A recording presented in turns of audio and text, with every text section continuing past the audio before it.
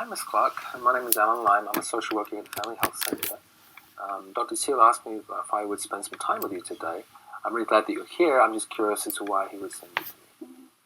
Well, I came to see Dr. Seal last week because of increasing stress and anxiety that's kind of getting the best of me. And in the course of my appointment with him, he was asking how I was dealing with that stress. And I mentioned that my 1 or 2 glasses of wine a few nights a week is turning into more frequent and maybe 3 or 4 on some nights. Okay. And he had some concerns about that and felt like maybe you could help me with stress or something. Yeah, so he asked you to see me because you went to him for increased stress. And he's concerned that your alcohol consumption may be a part of that increase. And prior to prescribing you anything, he wanted to make sure that you at least had someone to talk to about that. I suppose. Okay. I saw that you filled in one of the pink sheets. May I take a look at that? He told me to fill that out and bring it with me. Okay, thank you. You say here that you have 4 or more drinks in 1 week. You mentioned that you may be increasing that a little bit as well, and that you have 1 or 2 drinks in one setting. Typically. Yeah, and that maybe monthly you have more than that. What kind of drinks do you have? What do you drink when you typically drink? Wine with my meals. Again, 1 or 2 typically, and more frequently 3 or 4 since my stress has increased. So it's starting to increase. You're starting to drink a little more. Okay. Well, based on what you put here, it gives you 6 points on this scale. The scale ranges from 0 to 40. So 6 points will put you in what we would consider an at-risk zone. So if it's okay with you, let's just talk a little bit about that. Okay. So the at-risk zone, say it runs 0 to 40. It's not a super high risk, but it certainly could be a risk for maybe increasing stress, maybe some physical ailments related to alcohol as well. Could start to show up if you were to increase your drinking from there or even stay there. This is a typical standard drink size over here. I'm not sure whether that fits your description of a glass of wine or not. I filled a glass up, so maybe a little more than that. Yeah, maybe that little space at the top, so perhaps a drink and a half each one. So that would also increase a little bit more. So perhaps maybe drinking more than you indicated on here. And for a healthy woman your age, no more than 3 drinks in one setting is considered to be a lower or no risk, and no more than 7 in 1 week. 7 total in 1 week? 7 total in 1 week. And what you say here is that even on this sheet, you're perhaps already drinking more than that. So what do you make of all that? That's news to me. I thought red wine with your meals is supposed to be healthy, and no more than 7 in a week. That seems kind of prohibitive. Yeah. It seems a little less than perhaps you've been drinking or what you consider to be healthy drinking. And certainly there's conflicting information out there about what's healthy and what's not healthy. I imagine the increased stress is what concerned Dr. Seal. As your stress increases, and if he were to prescribe you anything, there may be some interaction between the two that would also be a concern for him, I would think. So if you would, what is it that you like about alcohol?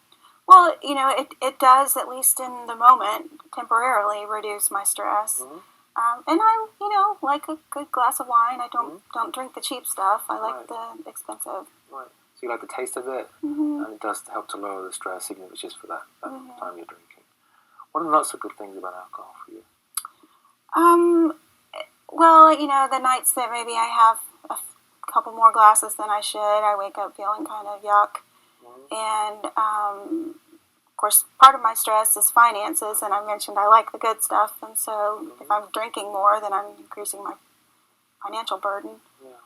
So your financial stress may be increased by the fact that you're drinking. Yeah, kind of defeating the purpose there. Catch-22 there, drinking to reduce stress and increasing stress at the same time. So on the one hand it lowers it, and on the other hand it's increasing. Kind of a seesaw, teeter-totter effect there. What do you make of that, given that on one hand it lowers and on the other hand it increases, and now it's increasing even more? And maybe I need to find some other way to deal with my stress.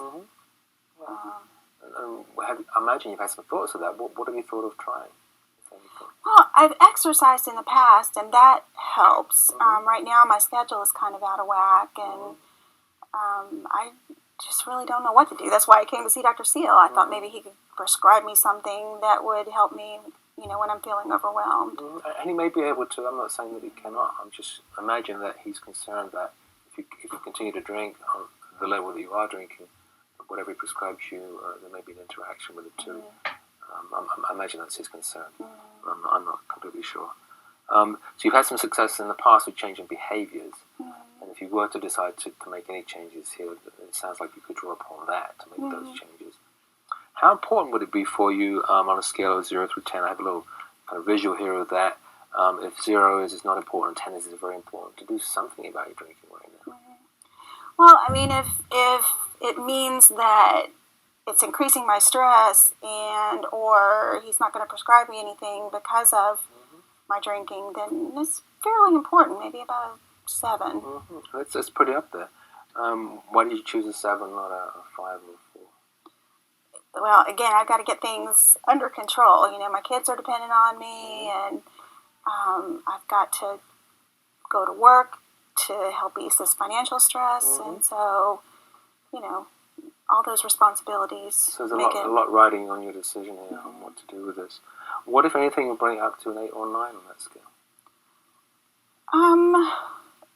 Well, the risk that you mentioned about the drug interaction, I certainly can't afford to, have any more stress. So.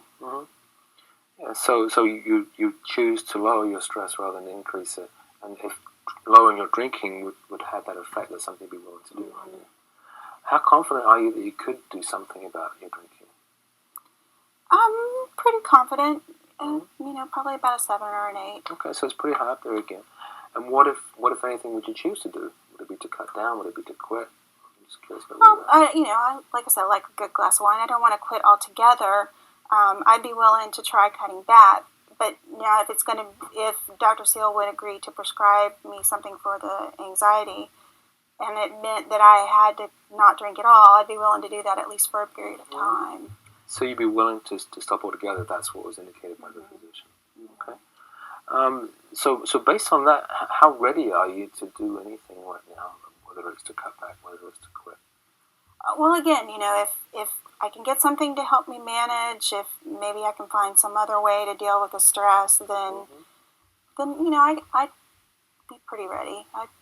Again, maybe about on that scale, maybe an 8. Okay, so that's pretty high up there as well. It sounds as though you're pretty motivated to do something about this right now, given your responsibilities, given your children relying on you at this point, and just on lowering your anxiety in general. It sounds like that's one of your goals as well. Well, I'm pretty confident that once you decide to do whatever it is you decide to do, you'll be able to follow through with that, based on your experience in the past of making behavior changes. I imagine there's some things that you can draw upon. What's one thing that you could do? I imagine you thought of some things that might help to lower your stress. Well, the exercise, but again, that's kind of difficult to fit in right now. Hoping that Dr. Seal will prescribe something for me to take when I'm feeling particularly overwhelmed, and maybe just having somebody to talk to bounce some things off of. One of the things we can offer here is for you to come in and talk to one of our behavioral health specialists. They may be able to help you talk through this area of your life, this area of increased stress, and sound like responsibility there. And we can make an appointment for you if you like, before you leave today, to talk to somebody. That'd be nice. Great. They also have some information here if you're interested, a pamphlet on alcohol and what health limits are and how it may be affected by medications that you take as well. Okay. And I wish you lots of luck. It sounds as though you're really committed to making this shift and this change. And I imagine Dr. Seal will want to follow up with you and see how you do with your change within a few weeks. Okay. And again, I look forward to speaking to you in the future. All right. Thank you very much. You're very welcome.